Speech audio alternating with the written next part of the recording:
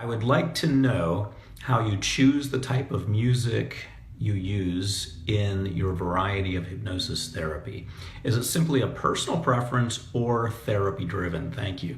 Okay, the variety of music that I use is determined by, let's see, how would I sum it up that it's determined by? Some of it is personal preference, because every piece of music that you'll ever hear in any of my programs, any of my audios or videos or anything, is carefully scrutinized by my assistant. First of all, she finds music that she likes, and then I listen to it and I scrutinize, and I make that list even shorter.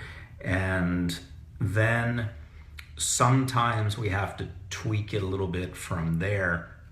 Sometimes we're not able to find anything that's out there that we can purchase the rights to, so we have to get my sound engineer involved, in which case the sound engineer creates a recording. It goes through my assistant who checks it out, and then it comes to me and I check it out, and then we send it back, usually for revisions. We just completed a project that will be launching soon where it took us a year to do it, because I just kept not quite liking what I was hearing and just wanted it changed a little bit. And sometimes we were doing about 8 different recordings, and I get really picky about it, for a good reason, because when you're listening to a hypnosis recording, you want to be relaxed.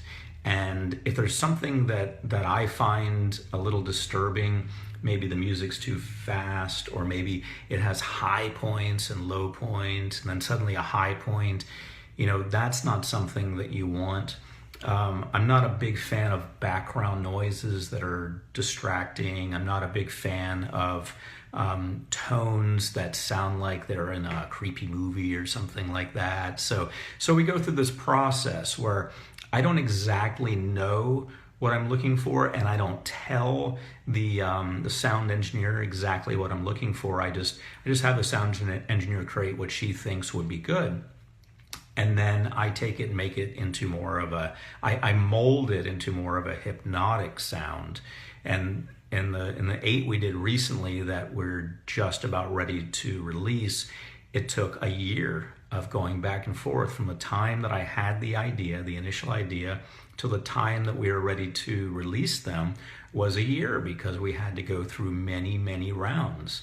And that's a good thing, because it saves us a lot of trouble on the other end. You don't want people listening to a hypnosis recording and saying, "Oh, it was so hard to relax to that." You want them listening to it and saying, "Wow, that's very peaceful."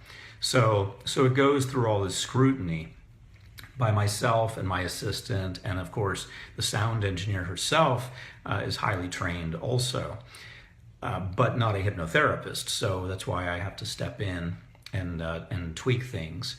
And so it's usually molded with that idea in mind, the idea that we need to get something very relaxing.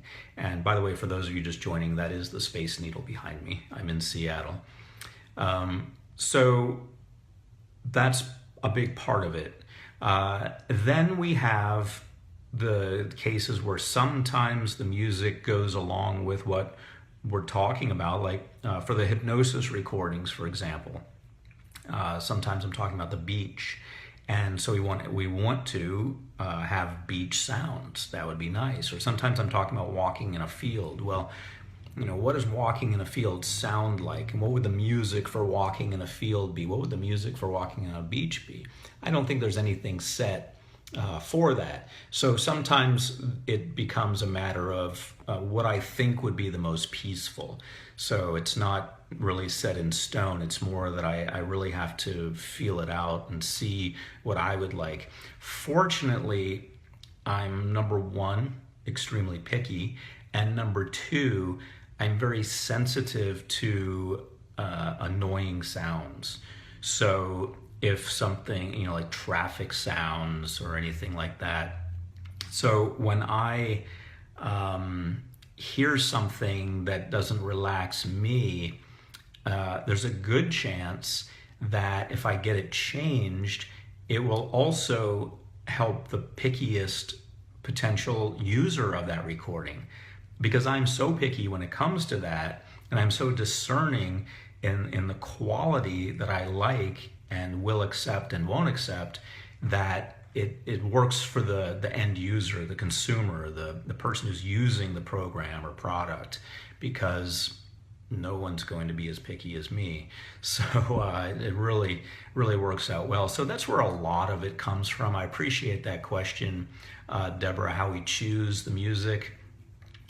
Very rarely do we find music that's already done. Usually we have to mold it ourselves, and then when we do, it takes a while. And it is therapy driven also because underneath it, we also have the binaural tones.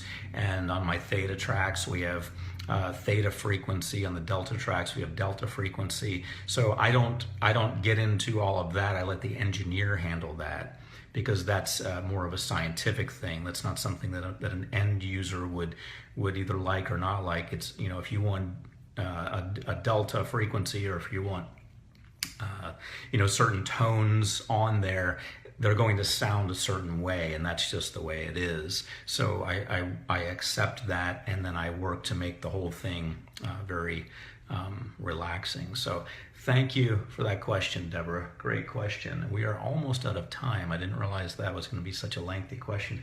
I spend a good deal of my time scrutinizing audio recordings, and also when we do video products, I go back and forth with the video editor quite a bit too, because I want things to look a certain way so that they have the impact that I want them to have.